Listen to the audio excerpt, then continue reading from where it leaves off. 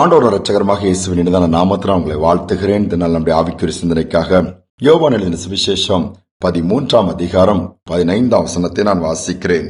நான் உங்களுக்கு செய்தது போல நீங்களும் செய்யும்படி உங்களுக்கு மாதிரியை காண்பித்தேன். இயேசு தன்னுடைய சீஷர்களை பார்த்து சொல்லுகிறார், நீங்கள் இவ்வாறு செய்ய வேண்டும், இவ்விதமாய் நடந்து கொள்ள வேண்டும் என்பது முன்மாதிரியை வைத்து போயிருக்கிறார். ஒவ்வொரு காரியங்களிலும் நமக்கு எக்ஸாம்பிள், உதாரணம் அல்லது முன்மாதிரி, மாடல் என்று சொன்னா இயேசுவை தவிர ஒருத்தரையுமே நாம் அந்த இடத்தில் வைக்க முடியாது. அந்த மாதிரி இந்த உலகத்திலே வாழ்ந்து காண்பித்து போனார். 3.5 ஆண்டுகள் தான் ஊழியம், 33.5 ஆண்டுகள் தான் பூமியிலே மாம்சமும் இரத்தமுடையவராய் காணப்பட்டார். யோசித்து பாருங்கள், அப்படி என்ன செய்தார்? சீடர்களுடைய கால்களை அவர்களை உட்கார வைத்து கால்களை கழுவி தன்னுடைய துணியினால் துடைக்கிறார். யோசித்து பாருங்கள், அவர் தேவனுடைய குமாரன், அவர் போதகர் என்று அழைக்கப்பட்டார். பலத்த கிரியைகள் அவர் மூலமாக நடப்பிக்கப்பட்டது. திரளான ஜனங்கள் அவர்களை பின்பற்றினார்கள். அவருடைய வார்த்தையை கேட்க கூட்டம் கூட்டமாக ஜனங்கள் காத்து கொண்டிருந்தார்கள்.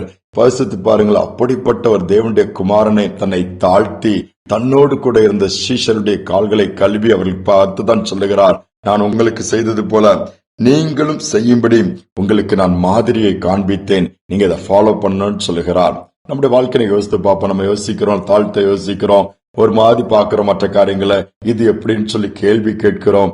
நம்ம ஊழியம் செய்யும்படியாகத்தான் அழைக்கப்பட்டிருக்குமே ஒழிய ஊழியம் கொள்ளும்படியாக அப்படி அல்லன்னு சொல்லி இயேசு தெளிவாக சொல்லி இருக்கிறார். இன்னைக்கு நம்முடைய வாழ்க்கை சற்று யோசித்து பார்ப்போம். இயேசுடைய அடிச்சுவடுகளை பின்பற்றுகிறோமா? ஆண்டவருடைய பிள்ளைகள் சொல்லி எளிதாக சொல்லுகிறோம். We are God's children சொல்லி எளிதாக சொல்லிவிடுகிறோம். இயேசுதான் எங்களுக்கு எல்லாம் என்று சொல்லிவிடுகிறோம். ஆலயத்திற்கு போகிறோம், இன்னும் எதெல்லாமோ செய்கிறோம். ஆனால் இயேசு நாம் செய்யும்படியாக முன்மாதிரியை வைத்து போயிருக்கிறாரே, அதன்படி நம்முடைய வாழ்க்கை இருக்கிறதா என்பதை சற்று நாம் யோசித்து பார்க்க வேண்டும். ஆஸ்திரேலியா தேசத்திலிருந்து ஒரிசா பகுதியிலே ஊழியம் செய்த கிரகம் ஸ்டெயின்ஸ் ஊழியத்தை பற்றி எல்லாரும் அறிந்திருப்பீர்கள். அவரை அப்படி உயிரோடு அவருடைய 2 பிள்ளைகளும் அந்த வாகனத்தில் வச்சு தீ கொளுத்தி அப்படியே கொன்று விட்டது கூட தேசம் என உலகமே அறியும். அதை நாம் அறிந்திருக்கிறோம். சமீபத்திலே ஒரு காணொலியை பார்க்க நேர்ந்தது. அந்த நாட்களிலே அவரை அதிகமா நேசித்த ஒரு கலெக்டர் அவர் கொடுத்த பேட்டி தான் அதில் அவர் செய்த காரியங்கள் என்ன. அந்த கிரகம் ஸ்டெயின்ஸ் குஷ்டரோகிகள் மத்தியிலே குடும்பமாய் ஊழியம் செய்தார். அந்த குஷ்டரோகிகளுக்கு எல்லா காயங்கள் எல்லாம் தொடச்சி எடுத்து மருந்து போட்டு ஒரு கிளினிக் வச்சு இயேசுடைய அன்பை சொல்லி வந்தார். ஆனால் இவர் செய்த ஒரு காரியம் என்னை அதிகமாய் தொட்டது. எப்படி என்று சொன்னால், இவர் போய் அந்த பழைய வாகனத்திற்கு கார்களுக்கெல்லாம் டயர் மாற்றுவார்களா, அந்த கடையில போய் கிடைக்கிற அந்த வேஸ்ட் டயர்லாம் எடுத்துட்டு வருவாராம். அதை கேட்கும்போது அந்த கடைக்காரர் கொடுத்துருவாராம். இதை போய் என்ன செய்ய போறீங்கன்னு சொல்லி பார்க்கும்போது அந்த டயரெல்லாம் அழகா வெட்டி அவரே செருப்பு ரெடி பண்ணுவாராம். ஏன், அந்த குஷ்டரோகம் வந்தவர்களுடைய கால் விரல்கள் எல்லாம் அப்படியே மொட்டையாக அப்படியே கரிந்து ஒன்றுமில்லாமல் விரல்கள் இருக்காது, கைகளில் விரல்கள் இருக்காது, கால் கொஞ்சம் கட்டையாயிரும். அதற்கு ஏற்ற மாதிரி அவள் நடப்பதற்காக அந்த செருப்புகளை உயரமாய் அவரே உருவாக்குவாராம். உருவாக்கி அவர்களுக்கு கொடுப்பாராம். கொடுத்து அணிவித்து அவர்களை நடத்த தங்களுடைய வேலைகளை செய்ய வைப்பாராம். யோசித்து பாருங்கள், எவ்வளவு இது எளிதாக செய்யக்கூடிய ஒன்றா.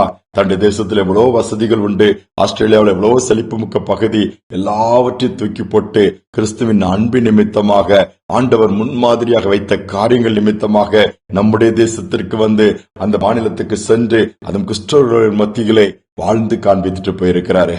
யோசித்து பாருங்கள். நம்முடைய வாழ்க்கை சற்று யோசித்து பார்ப்போம். நம்மளால் நன்மை உண்டாகிறதா? ஏதாவது நன்மை செய்யணுங்கிற ஒரு எண்ணம் நமக்குள் இருக்கிறதா?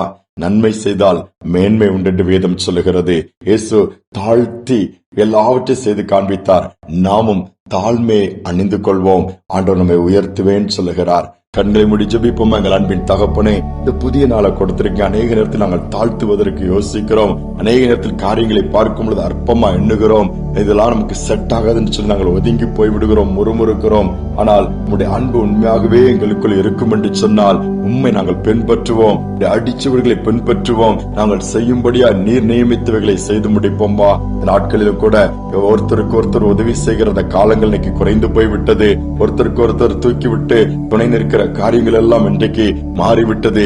எல்லாமே சுயநலத்தோடு தனக்குரியது தன் காரியம் என்று சொல்லி இந்த நிலைமையெல்லாம் மாற்றி ஒருவேளை இந்த நாளிலும் மனதில் ஒரு பெரிய மாற்றத்தை கொடுத்து மற்றவர்களை நேசிக்க உதவி செய்ய எங்களால் இயன்றதை செய்யக்கூடிய கிருபையை கொடுங்கப்பா. செய்வதற்காய் ஸ்தோத்திரம். தாழ்த்தி ஒப்பு கொடுக்கிறோம். துதிகான மகிமையெல்லாம் செலுத்துகிறோம். இயேசுவின் நாமத்தில் பிதாவே, ஆமென், ஆமென். நம்மால் இயன்றதை முடியாதவர்களுக்கு இயலாதவருக்கு செய்வோம். பரலோகத்தின் தேவன் அதை குறித்து அதை பார்த்து சந்தோஷப்படுவார். அது சும்மா போகாது, வீணாக போகாது. அதற்கான பிரதிபலன் நிச்சயமாக நமக்கும் நம்முடைய குடும்பங்களுக்கும் கொடுக்கப்படும். இந்த சிந்தனையோடு நாளை தொடருவோம். மீண்டுமாய் நாளை தினம் சந்திப்போம்.